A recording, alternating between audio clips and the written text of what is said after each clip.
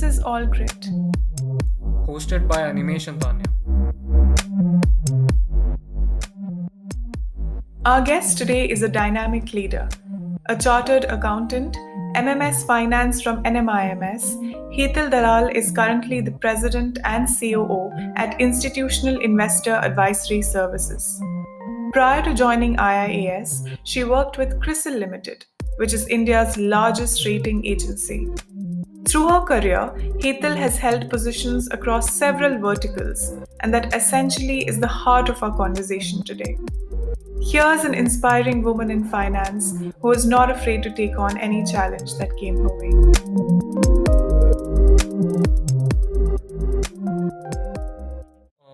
Good afternoon, Hetal. Thank you for coming on the podcast today. Thank you for inviting me. Thank you. We realize that it's Sunday today and you must be spending time with your family. So thank you so much for taking our time and speaking to us. Both Animesh and I are very, very excited to start this conversation. I hope I can live up to your expectations. So to start off, I wanted to ask you that you did your MBA in finance from Narsi Mohanji, and by the time you completed your MBA, you also completed your CA, and you started your CA when you started doing your BCom, right? So when did you find out that finance was your calling? Look, I think when I sort of passed out of school, and I think the choices at that point in time were very limited in terms of arts, commerce, or science, right? And I wish, and I still do, that I had an artistic bone in my body, but I don't. So that was clearly out. So the choices were between science and commerce. And I think my bent of mind was more commerce than science. Also a function of dinner table conversation, I think, for a lot of us. So grew up with a lot of equity markets as part of the background conversation. So I suspect that's what drove me to commerce. So when you were doing your CA, was MBA the next logical step? Did you always know that? I don't know whether it was the next logical step. I think I did my CA, I did my articleship, and I think the detail orientation that I learned there was fantastic. But my view was a little bit bigger in terms of what happens in companies and looking at business in a larger perspective. So therefore, I decided MBA was what I really wanted to pursue. Uh, Having said that, I had done my articleship, I had taken my inter CA, so I decided that leaving it incomplete didn't make sense. So I took the final exams along with the MBA exams. So yeah, that's how I passed out in the same year. All right. So after your time at NMIMS, you joined CRISIL, which happens to be India's largest rating agency, and you joined CRISIL back in 2000, in the year 2000, and you stayed with the organization for the next 13 years. Now, during this time, you held various important positions that spanned across verticals. You started as an analyst in the corporate rating business, you moved to operations, and then you were also the director of business development. How conscious was this decision to explore new territories every few years for you? I'm not so sure it was a conscious choice, right? I think I joined CRISIL for two reasons. One is that it was in finance, and secondly, it allowed me to travel. I think one of my greatest joys has been traveling. So it was a job in finance that allowed me to travel. It was actually a match made in heaven to that extent. And I absolutely loved the first role of corporate ratings. I got to sort of go to several places, meet a lot of the senior leadership, CFOs and MDs, talk about business. It was a really interesting experience. I think the next step was, and again, you have to understand that CRISIL was at that point in time, if I remember correctly, about a 60 or 70 crore turnover. It's 1,000 crores now, right? 1,000 plus crores now. There were about 170 people across the organizations, across all branches in India. And to that extent, what it is now vis-a-vis what it was when I joined, I think it's radically different. The idea was, I mean, and CRISIL was expanding at that point in time, right? So they started this whole, at that point in time, S&P was a 9.8% technical partner. And, CRISIL started working with the analysts in S&P supporting them, and starting some sort of a KPO kind of a relationship, which eventually became successful. So that was the first step to building an international business, so to speak. So CRISIL decided to start the Global Analytical Center, and they asked if I would like to join setting up. And we were about 4 people from the main business, and we hired 26 people to start this entire operation. And I think at that point in time, it was just the joy of trying something new. I always had, and CRISIL was very gracious to say that there is a backstop facility, in the sense that if it didn't work out and I didn't like it, I could always come back to ratings. And that was an open door. Uh, I think given that there was a safety net, I decided to explore it. And I think I had a wonderful time trying to understand US annual reports. We were training a bunch of people, although none of us had really read a US annual report. So we were trying to figure it out while training them, and working with a lot of the global analysts. So it's a complex mix of sort of challenges. And we built that business, right? That business eventually grew to be some 300, 400 people. And I stayed there for a while. From there, I also sort of did a secondment at S&P. So I was in New York for about 6 months, worked at S&P. And I really had the time of my life there. New York is a wonderful place. The S&P is located at Water Street, which overlooks the Hudson. I had a desk on the 33rd floor, and it's just out of control. And we did everything that New York offers. From Shakespeare in Central Park to the Broadways and US Open. So absolutely all of it while being at work. So it was a fun ride. After I came back, I sort of moved to financial sector ratings. From there, I moved to SME ratings, where I was promoted to head the entire operations, so the entire analytical piece. So running that entire business was what I did for about 3 years. And I think that itself was a challenge, because I had just come back from evaluating, Chevron, Texaco, and companies of that size, of that global size.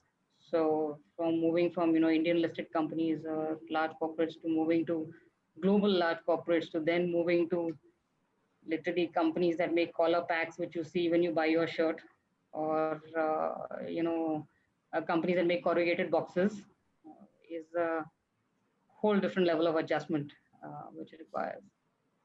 From CRISIL, you are now working in IIAS, Institutional Investors Advisory Service. So, looking at a company from a completely credit angle, now you're looking at companies from a complete corporate governance angle. What is the difference between both of those perspectives? A lot and not so much, right? I think a mix of both. So I think it's the same set of companies. You're looking at a listed universe, the promoters, the history of the companies, what they've done in the past, what the issues around the industry are, regulation. So to that extent, the landscape is the same. I think when you look at credit ratings, the way the assessment has 2 elements to it. One is the ability to pay, which is essentially a cash flow analysis. You do modeling, figure out what the business is, what is going to be the future cash flows, and therefore what is the ability to repay. So there is ability to repay. And then there is willingness to repay. So that essentially means that I may have the money, but am I willing to therefore repay the debt, or am I going to stretch it? So that gets driven by your risk appetite of the management, the competence of the management, integrity of the management. And all of this gets focused on essentially the company's ability to repay debt. Governance assessment, I think, is much broader. It relates to whether all stakeholders are being treated equally.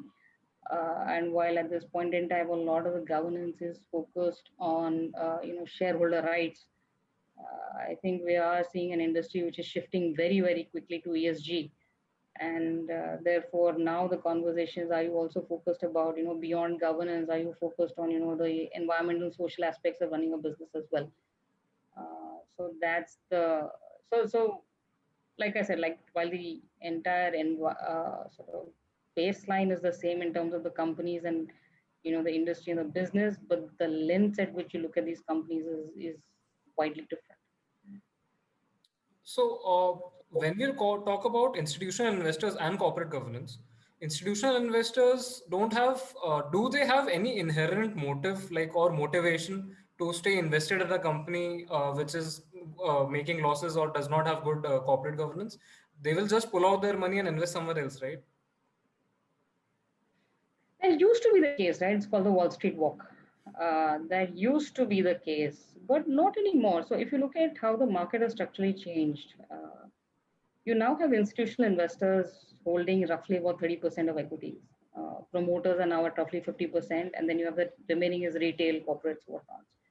So the ability to switch has become limited. If you own, let's say, 3, 4, or even 5% in Hero Honda, your other option is Bajaj Auto, which is also equally well held. So your ability to say that if I'm going to be and I want to invest in the two-wheeler space, it's not so easy for you to simply exit one stock and invest in another, largely for the fact that institutional holding in both these companies is very high. So the way to create value, therefore, is to say that I am now going to engage with the company and raise the issues that I want to raise and ensure that governance quality is better. I think the other thing which is happening from a governance perspective, and this is a global trend that you'll also see, is that institutional investors are now required to have what they call a stewardship code. Essentially, because they manage the money of others, they have to have a sense of fiduciary responsibility towards that investment. And therefore, they have stewardship responsibilities which they need to execute. Essentially, this means that yes, they will vote on all shareholder resolutions, and yes, they will now begin engaging with management on issues not necessarily only focused on revenues and profits. This is something which happened post the global crisis, and you're seeing that a lot of the markets in Asia have adopted stewardship codes, and India too has adopted stewardship codes. And if you look at it across markets, you'll see roughly it's a 50-50 split between these being voluntary adoption by a set of institutional investors vis-a-vis these being mandated by regulators. In India, it's mandated by regulators. So, IRDA has come out with one. SEBI already had said that mutual funds need to vote on shareholder resolutions. It's also coming out with stewardship responsibilities. PFRDA has also come out with its own listing. So you now have separate set of regulators which are now focused on ensuring that institutional investors are executing their stewardship responsibilities and have stewardship codes which are published and publicly available. In that particular context, you're seeing that the companies, that institutional investors are now engaging with companies far more. I think the other data trend that you see, and this is just hard numbers, right? If you looked at the voting on shareholder resolutions, and that's essentially where a lot of the investors tend to have their say, right? Two things have happened. One is the fact that in 2015, there was a shift in the way votes were counted. Up until that, then it was show of hands. So essentially, even if I own 10% equity in the company, I showed up to an AGM, I voted by raising my hand, it would be counted as one vote. And for me to cast my vote itself, I had to show up at the AGM, which could be in any sort of weird location of the country. Now it's moved to e-voting. So essentially, I don't need to physically attend the AGM. I can vote my entire 10%, and therefore my vote carries the weight of my shares, and the outcome is therefore far more balanced to that extent. That has made a dramatic shift in the way the outcomes are happening. The other piece is that if you looked at the data maybe, let's say 5-6 years ago, you'd look at institutional investors, retail investors, basically all investors, right? If you just look at the abstention rates, not voting, that was significantly high. It would be upwards of 90%. If you look at the abstention rates now, they've come down to sub 10% there, below 10%. And that's a function of the fact that you have stewardship responsibilities which are kicking in for institutional investors. And I think there's a greater awareness around governance issues which has been created over the past several years. Right. And I think what I'm hearing from all of this is that the landscape of corporate governance has really changed from what it was, over the years. So, according to you, what role does corporate governance play in ensuring sustainable economic growth, especially for a developing country, a business market like India? So, one of the things we did last year, actually, we've been doing it for the past 4 or 5 years, is we've assessed the top 100 companies, top 100 listed companies as the BSE 100 index on their corporate governance practices based on a scorecard framework that was developed jointly by IFC, International Finance Corporation, Bombay Stock Exchange, and IIAS. So we've jointly developed this framework for assessments based on the OECD principles of corporate governance. And it's a set of 70 questions, where the assessment is based on publicly available information. So because we've been doing this assessments for the past several years, what we did was essentially looked at the scores of these companies and looked at the price performance. And essentially what turns out is that well-governed companies tend to have better price performance than the not so well-governed companies. Similarly, well-governed companies tend to have a lower stock beta than the not so well-governed companies. So there is very clearly one value for good governance in terms of what the market is able to therefore give you. I think the larger so that, but when you look at economic growth as well, right? Beyond the fact that if you want to sort of attract good quality capital, governance practices have to be strong. What is happening now, and because India is, a lot of the corporates are going to global markets to attract capital, is essentially also much stronger focus on ESG, which is beyond governance. It's also looking at environmental and social factors. I think the cusp at which India is essentially this transitioning from governance to ESG. And the quality of data which you can get in governance, of course, is far superior. But I think what's now happening is there's a greater focus on being able to talk about what's happening on the E and the S as well. So for a large number of listed companies, you now see them moving towards integrated reporting rather than looking at their sort of just standalone financial performance. So this is a shift that we're seeing in the market, and it's a good shift as far as corporate India is concerned. Do you think in a market like India, corporate governance gives companies competitive advantage? Like ideally it should not, but in India, does it give that edge, competitive edge? Competitive edge, in terms of how would you define it? What is the lens you're looking at? Strategy. If I look at corporate strategy, can good corporate governance in India, in a market like India, move you ahead in the line, like give you that competitive advantage? So look, a lot of a strong corporate governance focus gets driven by a strong board. Essentially, if you look at it, it is driven, governance practices are driven at the board level. A strong board is essentially also going to drive the business in a different manner. So to that extent, you could say that there is a correlation. I think what companies are doing well, at least the ones who are successful, is to look at corporate governance and the entire ESG aspect in a manner where they're able to build it into the business rather than look at it in a sort of separate element, and it becomes nature of business per se. To that extent, I think their ability to create trust with stakeholders, to create to that extent predictability of behavior and not give them sort of shocks and surprises, and therefore the ability to access capital and attract capital becomes significantly better. If you look at the environment today, right, while one may argue that there are some pockets which have significant liquidity stress, there is and some pockets which are cringing under the global crisis, you still see a lot of capital being raised.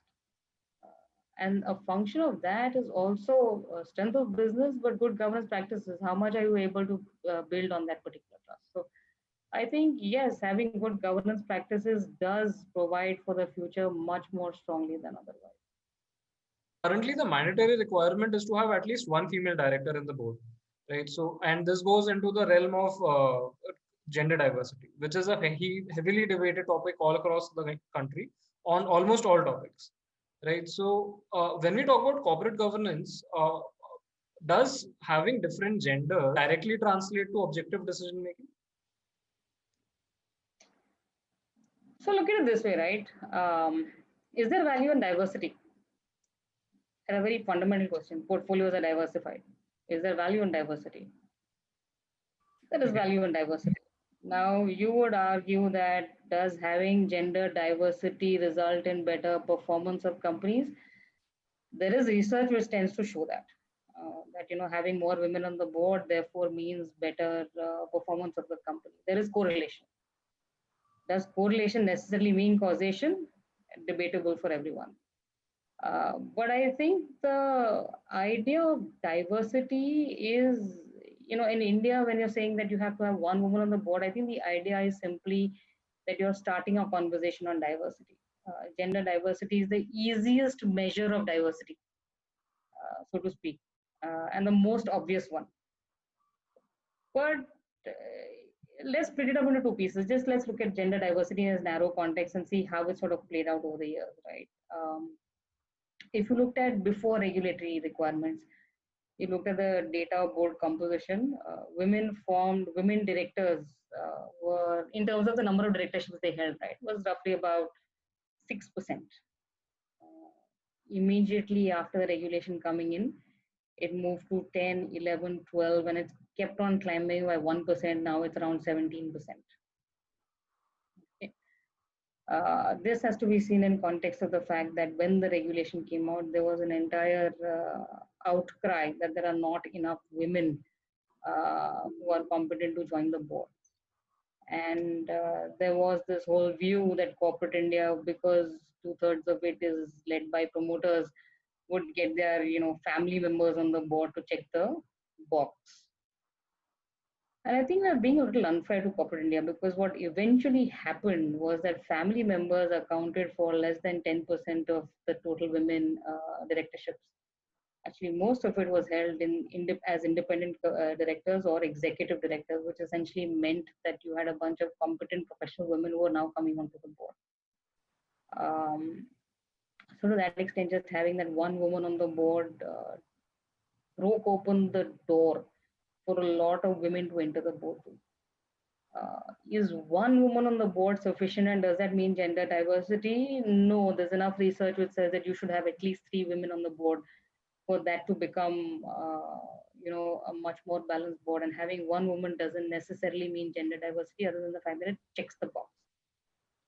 So you look at the progress that corporate India has made, and now you have about I think you have about 20% of the boards which have more than 3 women on the board.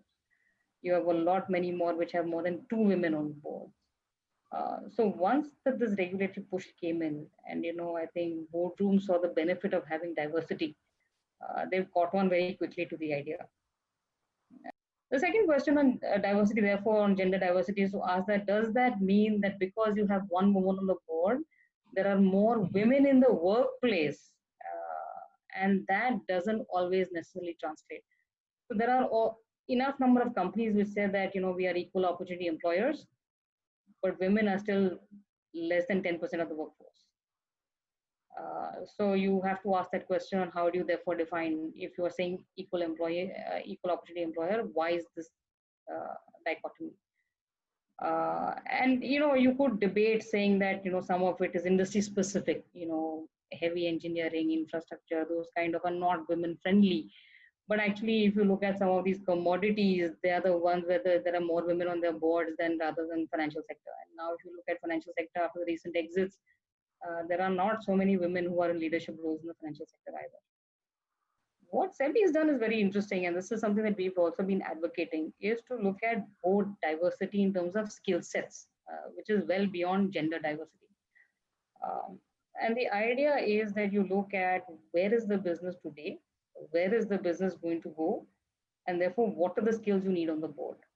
A typical gap that we see in most boards is IT skills, given how prevalent technology is, and more so in the COVID crisis, you don't have IT expertise on too many boards.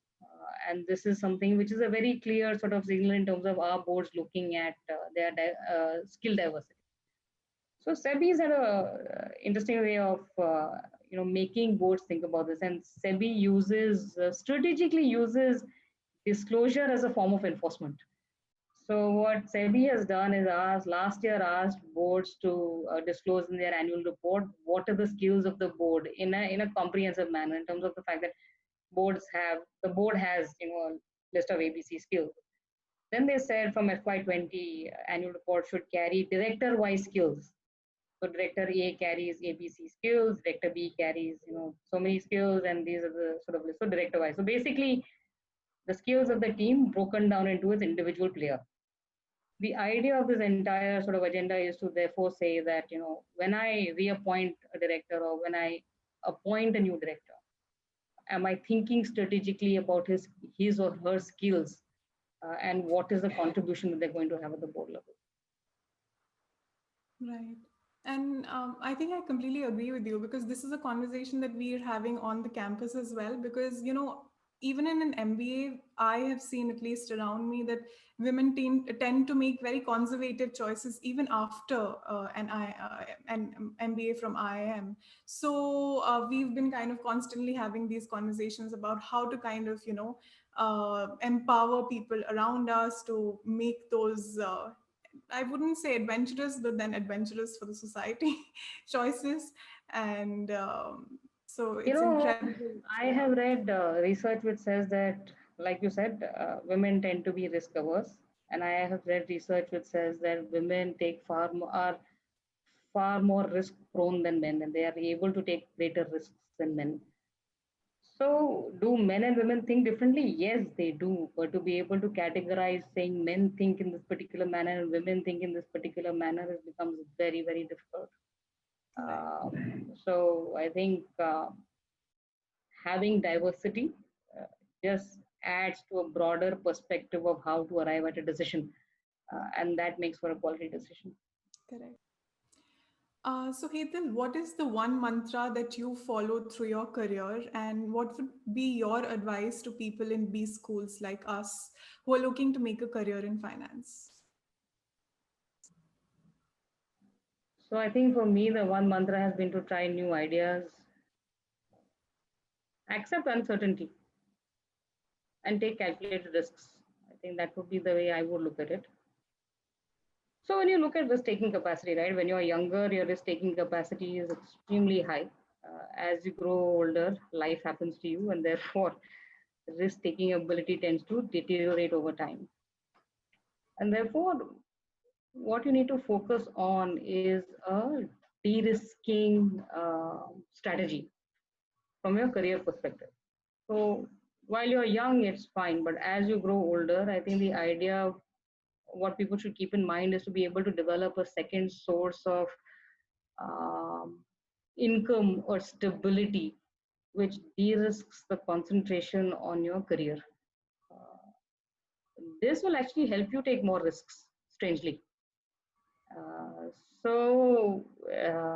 a de-risking strategy over a period of time, and I'm not suggesting everybody starts looking at de-risking right away at the get-go of your career. Then you won't. I don't think that's the way to look at it. I think yes, you should take risks, but over a period of time, this is something you must want to consider to build either wealth or have a second stream, something which gives you a stability and the ability to continuously take risks. If you look at the pyramid, right, the pyramid is always narrower at the top, which essentially means that the number of people at that level are less, the number of roles available in the market are smaller, and it gets tougher and tougher as you go up. Uh, so a de-risking strategy essentially allows you to take many more risks, and therefore look at different opportunities, try something new, jump from point A to point B without as much stress as it otherwise would. Right. And what about career advice for people like us who want to make a career in finance? Career advice, I think you need to decide what you love doing.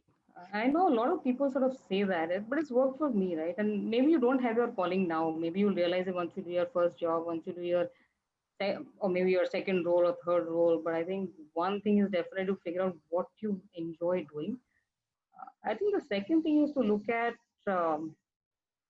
having a plan, but not necessarily being rigid and stuck to it. You may decide today that this is where I want to be 5 years down the line, but there are many more opportunities which may open up for you. And therefore, to be very narrow in terms of saying that this is where I will be and I will therefore not, because this is my plan and I will not look at different options, I think is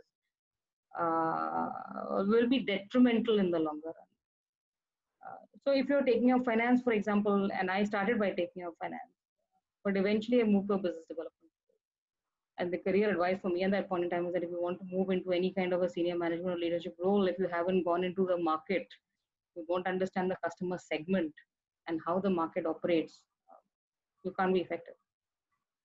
So eventually I moved to business development. So, yes, it's not my core strength. Can I straddle? Sure.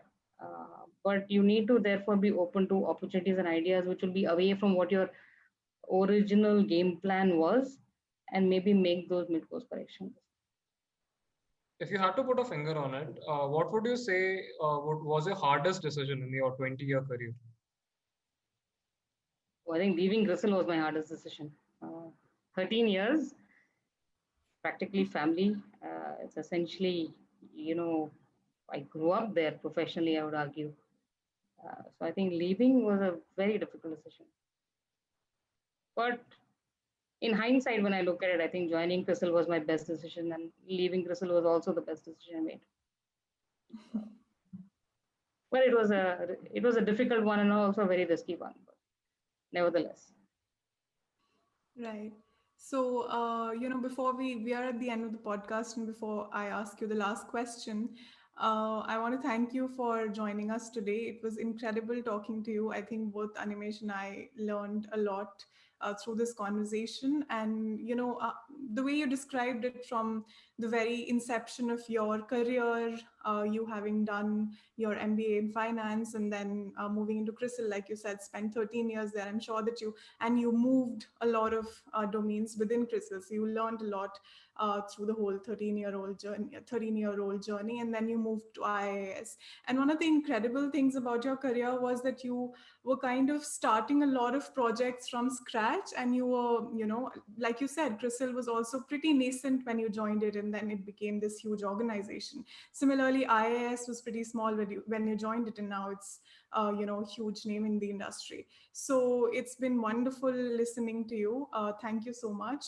Now we are at the end, and this is a question that we ask all our guests in the end, where you have 2 minutes. You have to tell us something interesting that you've been up to through this pandemic, through the last couple of months. Anything interesting personally or professionally that you've been up to, and you can share with us. So the pandemic has been interesting from the perspective of just being able to understand community living. I don't think that's ever happened for someone who's sort of, born and brought up in Bombay. You're pretty much used to being independent, doing things on your own, and now having developed a sense of community living where, there's everybody gets together to get something done.